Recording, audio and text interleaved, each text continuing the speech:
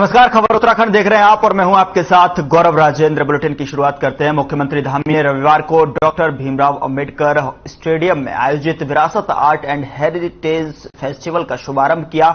इस दौरान मुख्यमंत्री ने कहा कि ऐसे आयोजन शिल्पियों, बुनकरों और कारीगरों को अपने उत्पादों के विपणन के लिए बाजार भी उपलब्ध कराने का कार्य करते हैं। इसके साथ ही उन्होंने कहा कि आयोजन 15 दिन तक चलेगा, जिसमें संगीत, मनोरंजन के साथ ही लोक कला और लोक संस्कृति की विरासत से भी आम लोगों को जोड़ने का कार्य करेगा।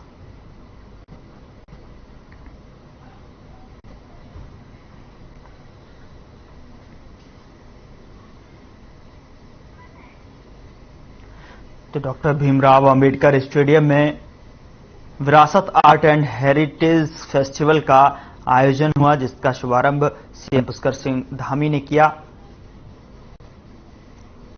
15 दिनों तक यह आयोजित कार्यक्रम चलेगा।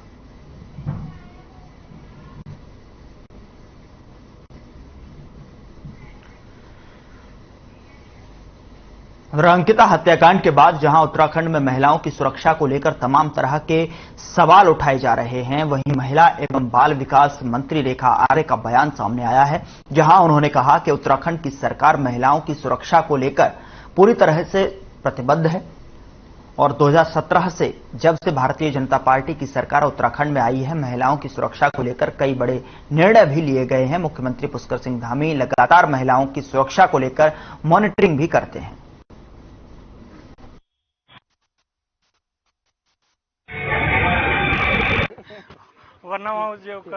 पहले कालखंड में भी पूरी गंभीरता थी, दूसरे कालखंड में भी बहुत गंभीरता है और मैं यह कह सकती हूं कि महिला सुरक्षा को लेकर माननीय मुख्यमंत्री जी ने बैठक भी करी है। महिला सुरक्षा को लेकर वर्तमान में सभी कानून अपने बने हुए हैं।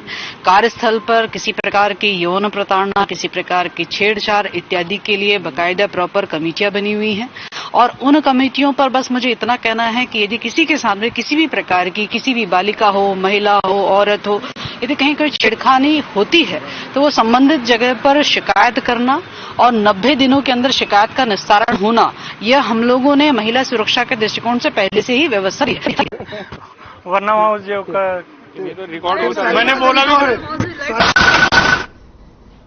उधर अल्मोड़ा जिले में लगातार हो रही बारिश से जनजीवन अस्त व्यस्त हो गया है। जिला अल्मोड़ा में लगातार हो रही बारिश की वजह से सरकारी आवास की दीवार ढह गई। इसके बाद कर्मचारी आवास को खाली करा दिया गया। स्थानीय प्रशासन ने जिले में लगातार हो रही बारिश के चलते लोगों से सतर्क रहने की अपील की है।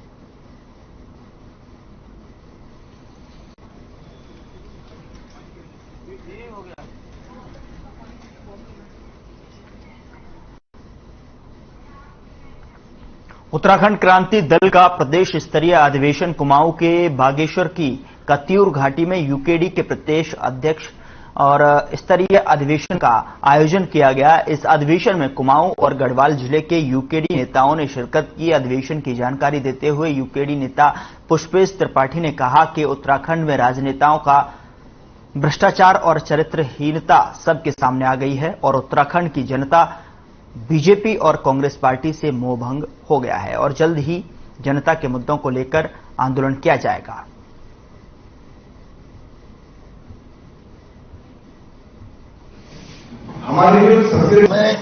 पिछले दिनों के जो घटनाक्रम राष्ट्रीय दलों के लोग हैं, जिसमें भाजपा से जुड़े हुए लोग, आरएसएस से जुड़े हुए लोग, कांग्रेस से जुड़े हुए लोग, जितने भर्ती घोटाले सामने आए हैं, उससे पूरे उत्तराखंड का युवा आंदोलित है, उद्वेलित है और रिजॉर्ट में जिस तरीके का हत्याकांड जो पिछले दिनों हुआ, उससे पूरे उत्तराखंड के जनमानस में आक्रोश है और उत्तराखंड क्रांति दल हमेशा से ही इस बात को कहता रहा है कि उत्तराखंड जैसे शांत प्रदेशों में पर्यटन के नाम पर ये जो पब संस्कृति राष्ट्रीय दलों के लोग ला रहे हैं, हम इसके खिलाफ हैं। मुझे आज ये गरुड़ ब्लॉक में, गरुड़ तहसील में है, यहाँ पर तो पूरे जिले स्तरीय जो है यहाँ पर कार्यक्रम, पूरा राज्य स्तरीय कार्यक्रम एक चिंतन शिविर के रूप में यहाँ पर रखा गया। चिंतन का मतलब ये है कि भाई राज्य बने 22 साल हो गए, 22 साल के भीतर इन दोनों पार्टियों ने यहाँ पर राज किया, चाहे वो कांग्रेस हो या राष्ट्रीय दल दोनों, चाहे वो कांग्रेस हो चाहे वो भारतीय जनता पार्टी हो, इन दोनों पार्टियों ने बारी बारी से इस राज्य के लोगों को ठगा है, यहाँ की लूट कर रखी है, लूट खसोट कर रखी है और यहाँ के लोगों को जिस उद्देश्य से राज्य बना राज्य बनने के पीछे क्या उद्देश्य था? किसी भी जनता को, किसी भी व्यक्ति को, इस राज्य में रहने वाले किसी व्यक्ति को उसका फायदा नहीं मिला। उधर हरिद्वार के त्रिस्तरीय पंचायत चुनाव खत्म हो चुके हैं, जिसके बाद दूसरे दलों से जीते हुए सदस्य अब बीजेपी में शामिल हो रहे हैं, जहां 26 बीडीसी सदस्यों ने बीजेपी की सदस्यता ली है। इस मौके पर बीजेपी प्रदेश अध्यक्ष महेंद्र भट्ट, हरिद्वार के सांसद रमेश पोखरियाल निशंक भी मौजूद रहे। प्रदेश अध्यक्ष महेंद्र भट्ट ने बताया कि प्रधानमंत्री नरेंद्र मोदी की नीतियों और प्रदेश सरकार की जनकल्याणकारी योजनाओं के चलते दूसरे दल के निर्वाचित सदस्य बीजेपी में शामिल हो रहे हैं।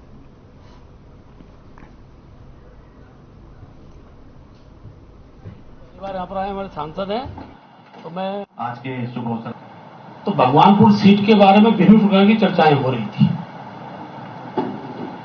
उस चर्चा का पटाक्ष हो, इसलिए ये पत्रकार वार्ता हमने यहाँ आमंत्रित की है। भारतीय जनता पार्टी की सदस्यता अभिषेक राकेश जी ने और आयुषी राकेश जो कि निर्वाचित सदस्य हैं बीडीसी की, दोनों ने ली। तो एक समाचार होना स्वाभाविक था, क्योंकि आयुषी भी बीडीसी की मेंबर थी। आगे बढ़ते हैं। देहरादून में लिफ्ट देने के बहाने 2 लूट की वारदातों का पुलिस ने खुलासा कर दिया है। आपको बता दें कि दरअसल आरोपी अपनी प्राइवेट गाड़ी से लोगों को लिफ्ट देते थे और फिर सुनसान इलाके में गाड़ी रोककर सवारी के सिर पर पिस्टल से वार करके लूट की घटना को अंजाम देते थे। 6 अक्टूबर को एक महिला के साथ यह घटना भानियावाला तिराहे पर लिफ्ट देकर की गई। वहीं 7 अक्टूबर को इसी तरह आरोपियों ने हरिद्वार रेलवे स्टेशन के बाहर एक युवक को लिफ्ट दी और फिर अकेले में गाड़ी रोककर सिर पर वार करके लूट की घटना को अंजाम दिया। बता दें कि दोनों आरोपी देहरादून के रहने वाले हैं। पुलिस ने आरोपियों को डोईवाला के थाना रोड से गिरफ्तार किया है।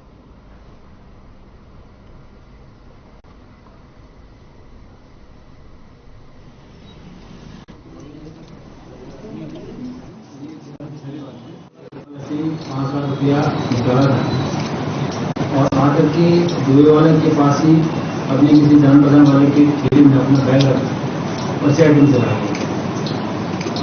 तो अपने बगल में उनका बैग वहां से बहुत छाती तरीके से उसको वहां से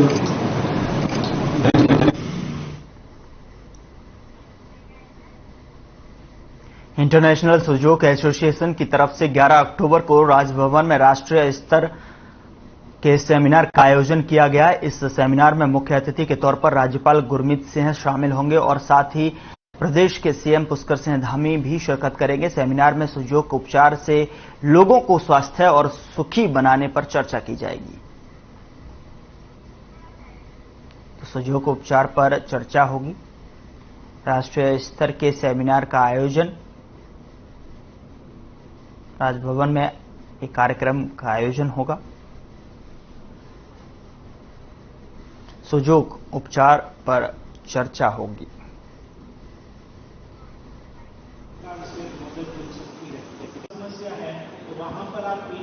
आजकल देख रहे हैं कि लोगों की मेडिकल साइंस के प्रति रुचि बहुत रहती है और कोविड के टाइम में हमने देखा भी कि मेडिकल साइंस के अलावा ये जितनी भी ऑल्टरनेटिव और कॉम्प्लीमेंट्री चिकित्सा पद्धति है उसके प्रति लोगों का रुझान बढ़ा है, उनके प्रति लोगों का विश्वास बढ़ा है। तो सुजोक एक ऐसी उपचार पद्धति है कि जिनके माध्यम से जो लोगों को मेडिकल फील्ड में एडमिशन नहीं मिल रहा है लेकिन फिर भी स्वास्थ्य सेवा करने की अपेक्षा रखते हैं, ऐसे लोग सुजोक की तालीम लेकर सुजोक के फील्ड में ऑफिशियल चिकित्सक बन सकते हैं। किच्छा में पुलिस ने शुभ शंभू हत्याकांड का खुलासा किया है और क्षेत्र के एक वरिष्ठ नेता समेत 3 आरोपियों को गिरफ्तार किया है। साथ ही हत्या में इस्तेमाल किए गए हथियारों को भी बरामद किया है। आपको बता दें कि बीती 6 अक्टूबर को किच्छा के शंभू दफादर की धारदार हथियारों से निर्मम हत्या कर दी गई थी। एसएसपी मंजुनाथ ने बताया कि घटनास्थल के पास सोसाइटी के पूर्व चेयरमैन और वरिष्ठ नेता बाबू सिंह का धान का खेत है। फसल को जानवरों से बचाने के लिए खेत बाबू सिंह ने खेत के चारों तरफ तारबाड़ लगाकर हाई वोल्टेज का करंट प्रवाहित कर दिया था। एसएसपी ने बताया कि करंट लगने के बाद शंभू दफादर बेहोश हो गया, जिसके बाद बाबू सिंह ने 3 अन्य साथियों के साथ मिलकर पुलिस को गुमराह करने के लिए शंभू को उठाकर बेहोशी की हालत में नाले में फेंक दिया था और धारदार हथियारों से हमला कर उसकी हत्या कर दी थी।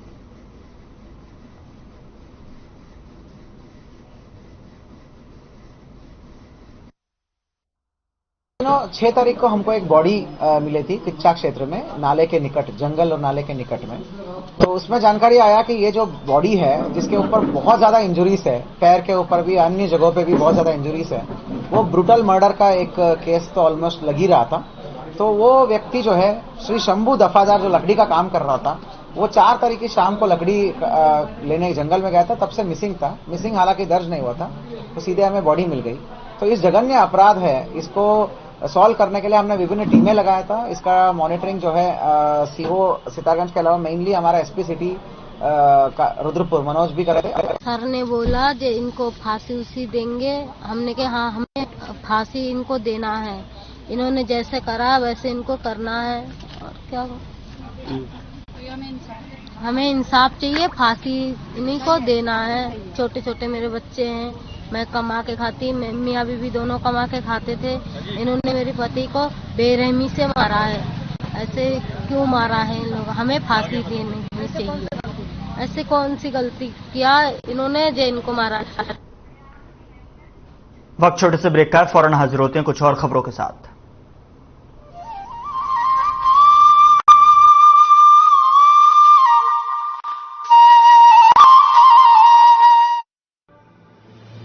डेंगू से बचने के लिए जरूरी है आसपास पानी जमा ना होने दें। डेंगू से बचाव करना है तो याद रखिए ये सारी बातें। डेंगू के मच्छर साफ पानी में पनपते हैं, इसलिए अपने आसपास पानी जमा नहीं होने देना है और रखनी है साफ सफाई। पानी की टंकी व जल संचय के बर्तनों को रखना है ढककर। सभी गुलदस्तों, गमलों, पानी के बर्तनों, कूलर का पानी सप्ताह में एक बार पूरी तरह से खाली कर दें और सुखाकर फिर से पानी भरें।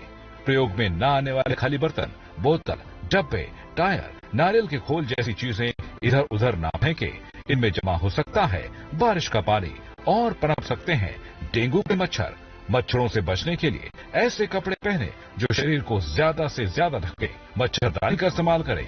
बिना चिकित्सकीय सलाह के कोई भी दवा न दे। ज्यादातर मामलों में डेंगू बहुत ही सामान्य लक्षणों के साथ आता है, जो घर पर ही रहने से, आराम करने से व पेय तरल पदार्थों के सेवन से ठीक हो जाता है। लेकिन डेंगू को लेकर के सावधानी बरती जानी बहुत आवश्यक है। यदि आपको डेंगू के लक्षण महसूस होते हैं, जैसे तेज बुखार होना, तेज बदन दर्द होना, आंखों के पिछले हिस्से में दर्द होना, सर दर्द होना और शरीर पर लाल चकत्ते होना, तो आप इसमें सावधानी जरूर बरतें। ऐसे लक्षण होने पर आप अपने डॉक्टर से सलाह लें और बिना डॉक्टर की सलाह के कोई भी दवा ना लें।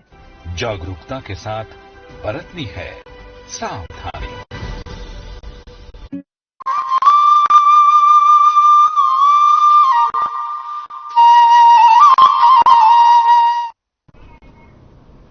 ब्रेक के बाद स्वागत है आपका। खबरों का रुख करते हैं। कैबिनेट मंत्री सौरभ बहुगुणा की हत्या के साजिश रच रहे बदमाशों के खिलाफ थाना सितारगंज में मुकदमा दर्ज किया गया है, जहां पुलिस आरोपियों की तलाश में जुट गई है। उमाशंकर द्विवेदी ने पुलिस को सौंपी तहरीर में बताया कि हीरा सिंह सितारगंज से गेहूं चोरी के मामले में जेल गया था। आरोपी व्यक्ति अवैध रूप से खनन का काम भी करता है। बता दें कि चोरी वाले मामले में स्वयं को जेल भिजवाने की वजह से कैबिनेट मंत्री सौरभ बहुगुणा को दोषी मानता है। इसी कारण वो मंत्री से रंजिश रखता है।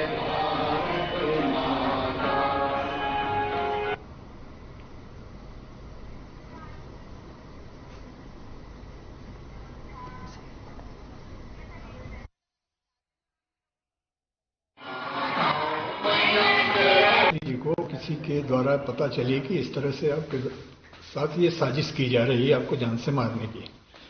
उन्होंने इसकी सूचना जो है पुलिस को दी। पुलिस को सूचना देने के बाद में जो है हमने एफआईआर किया इनके नाम।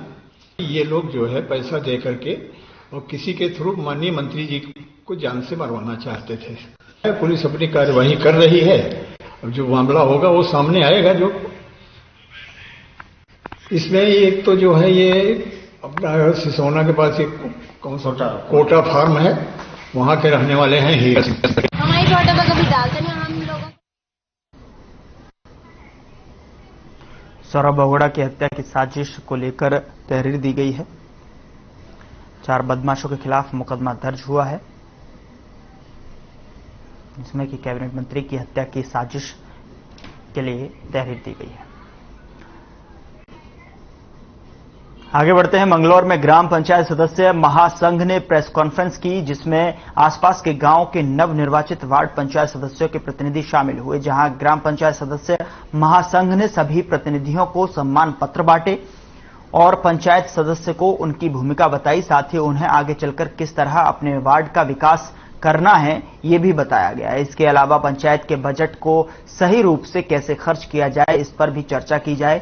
कार्यक्रम के संयोजक रविंद्र कुलवंशी ने कहा कि आज तक ग्राम पंचायत वार्ड सदस्य को केवल मूक दर्शक समझा जाता था, लेकिन अब ऐसा नहीं होगा। सभी ग्राम पंचायत वार्ड सदस्यों का संपूर्ण जिले और प्रदेश में महासंघ बन रहा है, जिससे प्रधान और ग्राम पंचायत सचिव वार्ड पंचायत मेंबर्स को अनदेखा नहीं कर पाएंगे।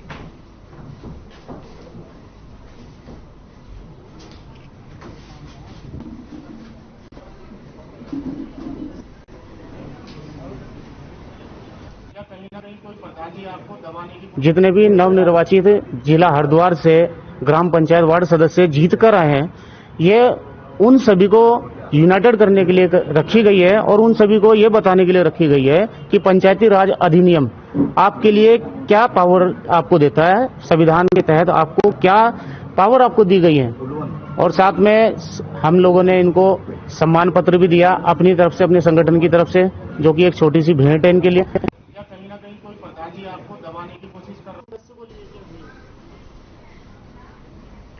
उधर हरिद्वार के जूना अखाड़ा से रविवार को प्रदेश भर में घूमने वाली छड़ी यात्रा की शुरुआत की गई है। मुख्यमंत्री पुष्कर सिंह धामी ने हरिद्वार के जूना अखाड़ा पहुंचकर छड़ी यात्रा को रवाना किया।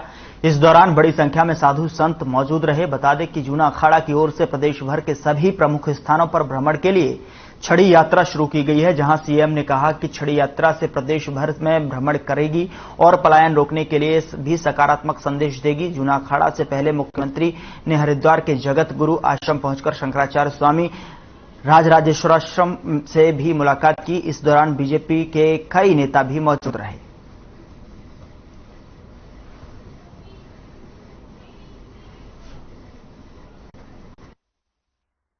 जो मेन उद्देश्य है कि पहाड़ का पलायन रुकना, दूसरे सनातन तीर्थों का प्रचार प्रसार करना।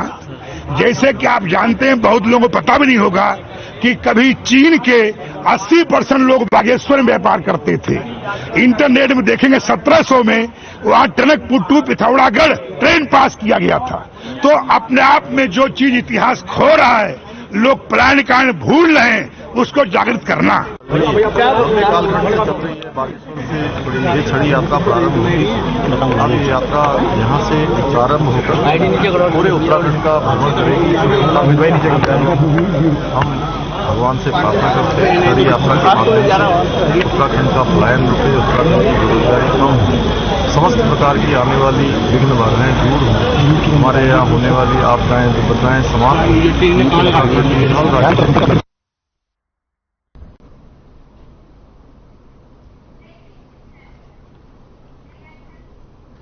वक्त छोटे से ब्रेक का है, फौरन हाजिर होते हैं।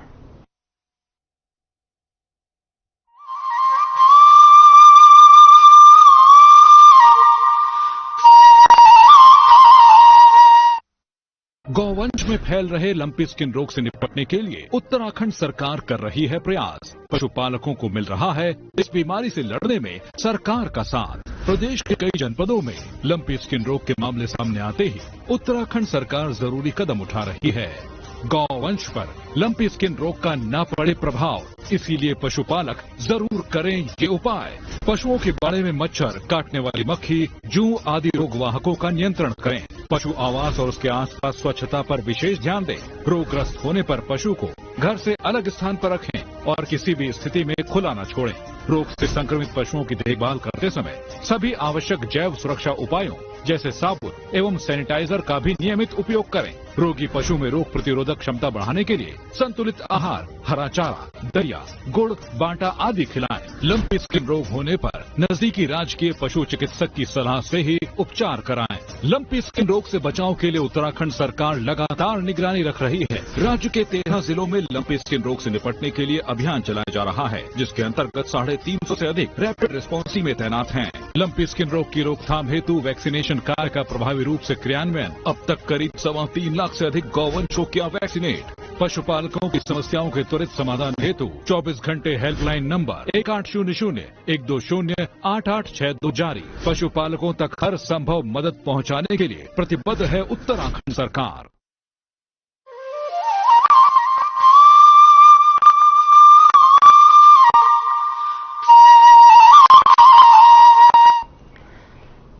ब्रेक के बाद स्वागत है आपका। खबर देहरादून से है, जहां मुख्यमंत्री आवास पर केंद्रीय राज्य मंत्री संजीव बालियान मुख्यमंत्री पुष्कर सिंह धामी से शिष्टाचार भेंट की। इस दौरान पुष्कर सिंह धामी और केंद्रीय राज्य मंत्री क्षेत्र में चल रही कई योजनाओं पर चर्चा की गई। मुख्यमंत्री ने कहा कि राज्य में कई लोग मत्स्य पालन के क्षेत्र में सराहनीय कार्य कर रहे हैं। वहीं केंद्रीय राज्य मंत्री संजीव बालियान ने कहा कि राज्य में मत्स्य पालन और पशुपालन को बढ़ावा देने के लिए केंद्र सरकार से हर संभव मदद दी जा रही है।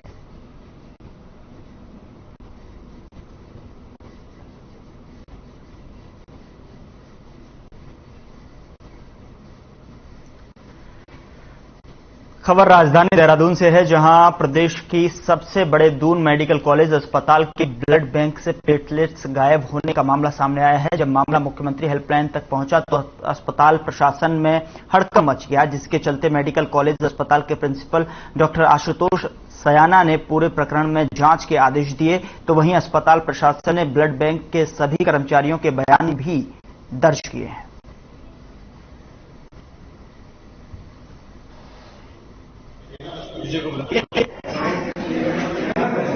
ब्लड बैंक से मामला सामने आया है, ब्लड को लेकर के प्लेटलेट्स गायब है। किस तरह से आप दे रहे हैं, क्योंकि आप इसकी जांच भी कर रहे हैं?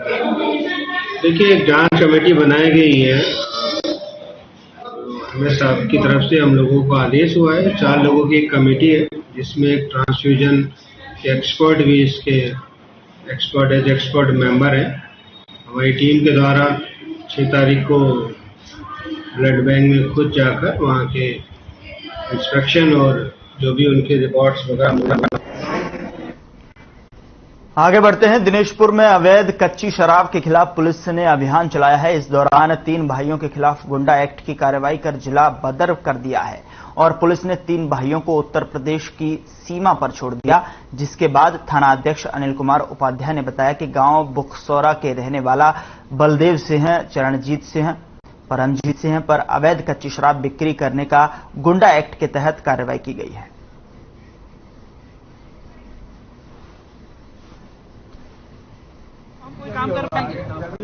के खिलाफ कार्रवाई करने हेतु सभी थानाध्यक्षों को निर्देशित किया गया था। उसी क्रम में हमारे द्वारा जो शराब का अवैध व्यापार कर रहे हैं उनके खिलाफ गुंडा एक्ट की कार्रवाई हेतु रिपोर्ट हमने माननीय न्यायालय भेजी थी। उसी के अनुपालन में कल हमें आदेश प्राप्त हुआ है कि ये 3 आरोपी हैं, ये बलदेव सिंह उर्फ देवू और चरणजीत सिंह और परमजीत सिंह, ये सन ऑफ महेंद्र सिंह निवासी बुखसौरा के रहने वाले हैं। ये अवैध कच्ची शराब का व्यापार करते थे और अपने क्षेत्र तथा पूरे जयपुर क्षेत्र में शराब की तस्करी करते थे। उधर दिल्ली के कैबिनेट मंत्री राजेंद्र पाल गौतम पर हिंदू विरोधी बयान देने का आरोप लगा है, जिसके बाद से साधु संतों ने आक्रोश दिखाई दे रहा है। दरअसल सोशल मीडिया में एक वीडियो तेजी से वायरल हो रहा है, जिसमें विजयदशमी के दिन एक कार्यक्रम के दौरान मंत्री राजेंद्र पाल गौतम लोगों को हिंदू विरोधी शपथ दिलाते हुए दिखाई दे रहे हैं। जिसके बाद हरिद्वार के संतों और पुरोहितों ने इसे आम आदमी पार्टी की मानसिकता बताते हुए मंत्री राजेंद्र पाल गौतम को राज्य मंत्री से निष्कासित करने की मांग की है। वहीं पुरोहितों ने राज्य मंत्री पर हिंदू धर्म की भावनाओं को ठेस पहुंचाने और देश की शांति भंग करने का आरोप लगाकर राजेंद्र पाल गौतम पर देशद्रोह का मुकदमा दर्ज करके जेल भेजने की मांग की है।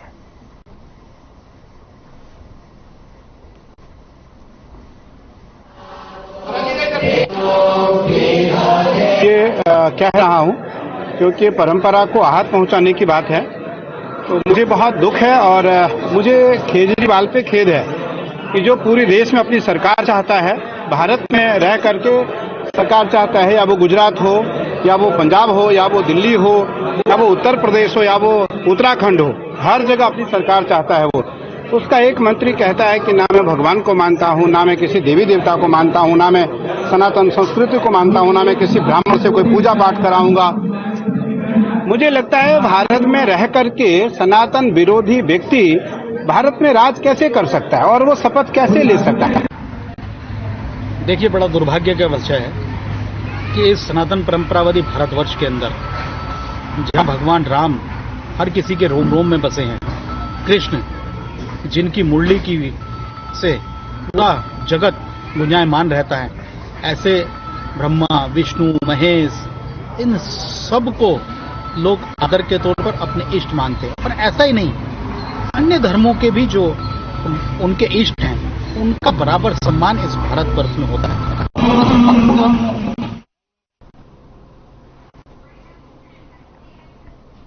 फिलहाल बुलेटिन में इतना ही। नमस्कार।